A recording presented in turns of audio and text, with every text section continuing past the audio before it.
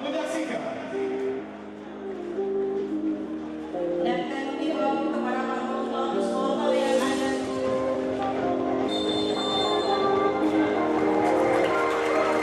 Sebagai tuan rumah, Sriwijaya FC berinisiatif menekan barisan pertahanan lawan.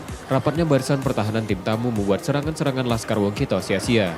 Saat babak pertama diperkirakan berakhir imbang, Yongki Ariwibowo sukses memecah kebuntuan di perpanjangan waktu terakhir melalui sepakan volinya.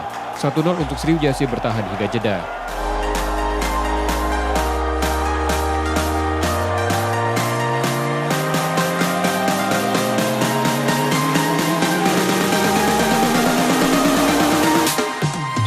Memasuki babak kedua, giliran PSCS yang berinisiatif melakukan serangan, namun alih-alih menyerang, justru The Shark yang tertekan. Menit 73, umpan Siswanto dari sisi sebelah kanan pertahanan PSCS dikonversi Airlangga Sucipto melalui sundulannya. Sriwijaya FC unggul 2-0 hingga peluit panjang.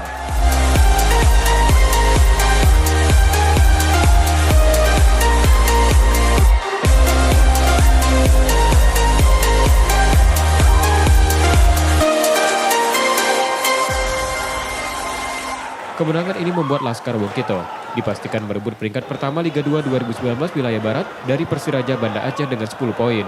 Ini juga memperpanjang catatan positif Sriwijaya FC sebagai tim satu-satunya yang belum terkalahkan di Wilayah Barat. Tim Liputan Kompas TV, Palembang.